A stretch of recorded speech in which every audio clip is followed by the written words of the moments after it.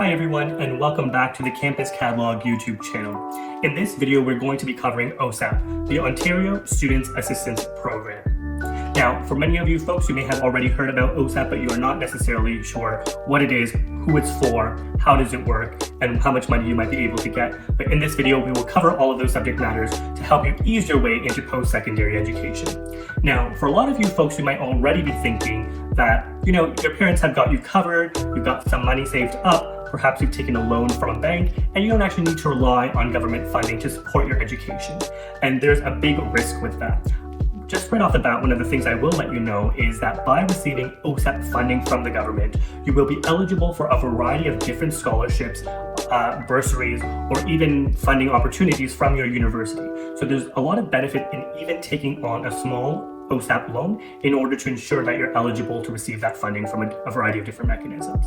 So in this video, we're going to cover a few different subject matters, which is what is OSAP very fundamentally, why is it important, who is eligible to receive this money, how much money can you actually get, who is eligible to apply, and what are the pros and cons of receiving OSAP funding. So we've got a lot of ground to cover.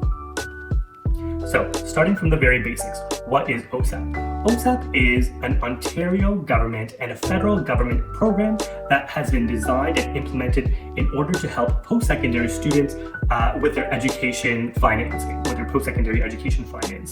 And it comes in two different flavors. One is a grant that the government can give you, and essentially that grant is money that does not need to be paid back to the government. It's essentially free money to help you with your education, and it's essentially based on financial need, and it's a little boost to get you down the path of your educational goals. Now, the second part of this, and this is the part where the majority of people are interacting with OSAP, is in the form of a student loan. And obviously, like many other loans, OSAP is a loan that needs to be paid back to the government after you finish your formal education. Now, when you're thinking about applying for OSAP, once you fill out an OSAP application, you will automatically be assessed for both the grant component and for the loan component. So you don't need to fill out two separate applications, it's all just one singular application. Now, let me pause there to just explain one very important tidbit. If the government comes back and suggests to you that you're eligible for a $5,000 loan, let's just say, you don't actually need to take on that loan in its entirety. You are able to reject the full amount and just take what is necessary for yourself. And now this is a good way to control yourself in receiving too much money all at once and just ensure that you only take what you need, and therefore at the end of your university or college education, you don't actually need, or you're not going to be burdened with this massive amount of debt. Now, let's move on to what can OSAP actually help you pay? How can you use this money? So you can use it in a variety of ways. You can use it to pay your actual tuition fees, you can pay for your books, you can pay for your residence or your food, or transportation. So there's a variety of different ways that you can use your OSAP funding. When governments issue you that initial amount, they're not going to be knocking on your door every single day to see how that money is actually being spent. Ultimately, you receive that loan, you spend it with the level of maturity that you're going to be bringing to this transaction, and then you pay it back at the end of your university or college education. And the government is not monitoring in between how that money is being spent.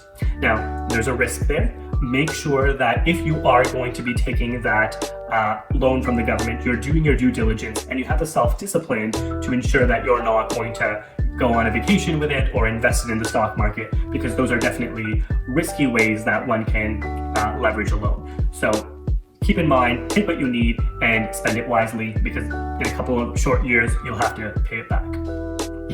Now, let's move on to who can actually get OSAP. So some of the eligibility criteria for OSAP is you can either be a Canadian citizen, a permanent resident, or a protected person. So if you fall into one of those categories, you are OSAP eligible.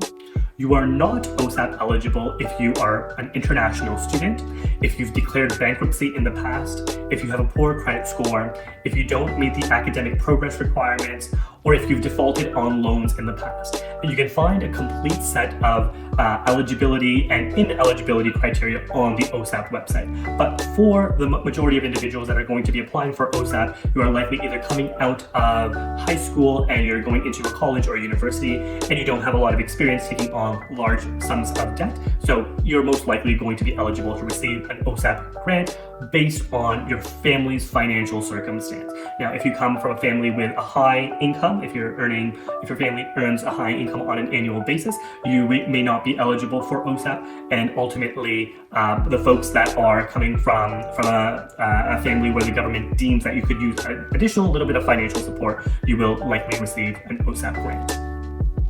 So let's quickly talk about how much money you can actually get. That is a question that we frequently receive here at Campus Catalog, and the answer, unfortunately, is it depends. It depends on a variety of factors. It depends on how much money your family or you have made, and ultimately that will influence the amount of a loan or grant that the government is willing to sponsor you for. It can also depend on which program you are going to be participating in. Certain university programs are much more financially demanding than others, and as a result warrant a higher loan or grant. And then ultimately what your expenditures also look like. So whether you're going to be living off campus, whether you're going to be moving away from home, just a variety of different factors go into determining in a very formulaic way how much money you're actually going to receive.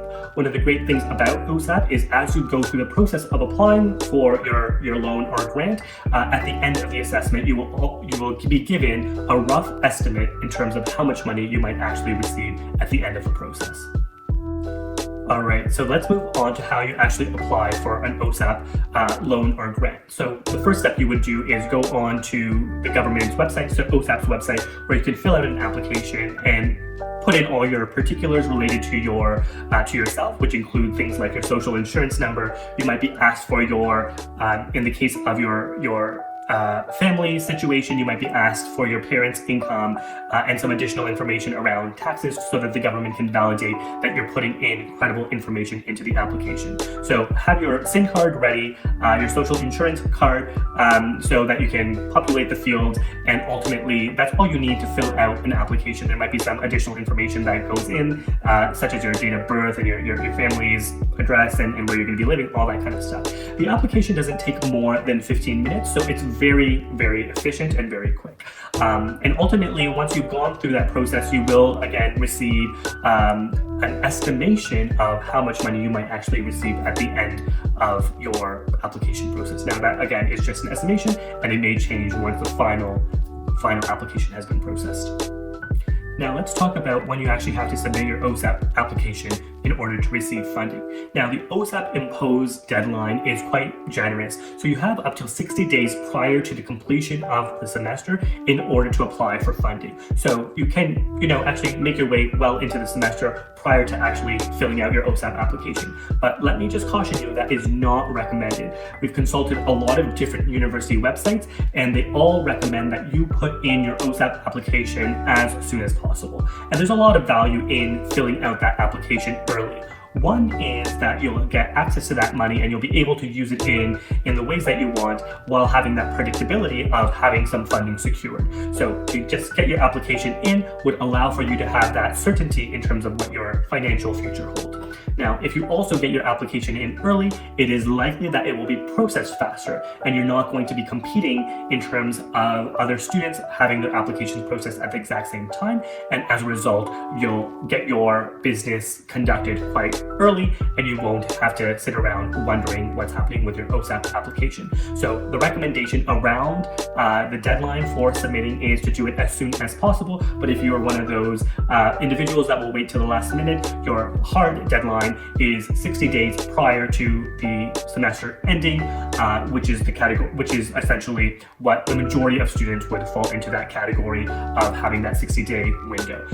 It can vary a little bit based on whether you're a part-time student or you have very specific circumstances, and you should consult the OSAP website in order to get all those details nailed down.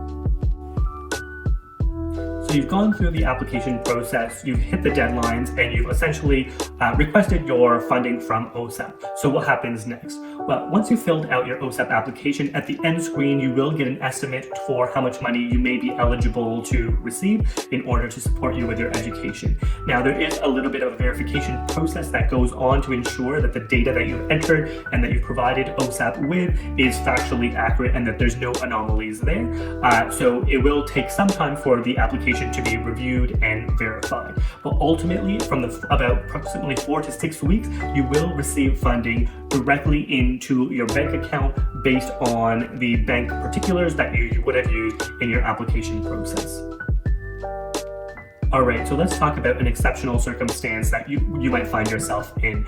And that circumstance is when your OSAP grant actually turns into a loan, or whether your loan itself becomes reassessed and perhaps you become ineligible to receive that initial amount that you were given, and you actually have to pay some of that money back earlier than expected. And yes, those circumstances can happen, but they're more rare, so not to be overly concerned. But the circumstances could be that you have actually stopped taking the courses that you initially suggested that you would be taking. So whether that is you've dropped out of university or college entirely, or whether you've dropped enough courses that you moved from a full-time status to a part-time status.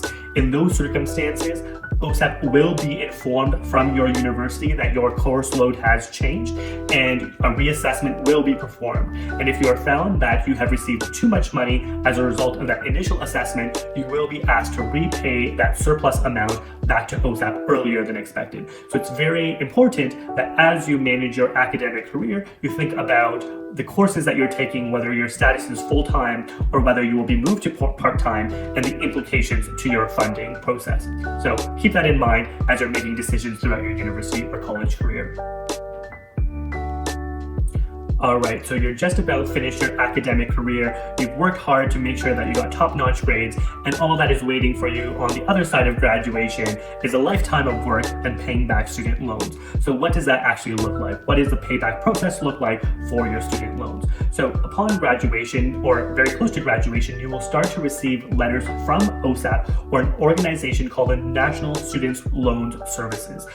Ultimately, your loan is paid back to this organization, the NSLS, and ultimately you will be given instructions on how to make payments back to that organization. Now, it's very important for you to know this part here. You will have heard that the government allows for a 6-month grace period in which you are allowed to still maintain your student loans, but don't necessarily have to start paying it back. What is important to know is the government does start charging you within that 6-month grace period. So while that loan is not due back to the government, you are being charged interest upon it. And as a result, you're paying for that student loan at that point. So it's very important that upon graduation, you start thinking and managing your finances so that you can start paying back that loan as quickly as possible. Now, not everyone is going to land a job right after they graduate, but once you do land that career that you've dreamed about, you can start factoring in how you're actually going to pay back the government sooner rather than later. You will receive some very clear instructions on how to log into various portals and the login IDs that you would use in order to essentially move money from your bank account back into paying those student loans. And ultimately, that's the process that you would use to get rid of your student loan debt. And hopefully it's not too much.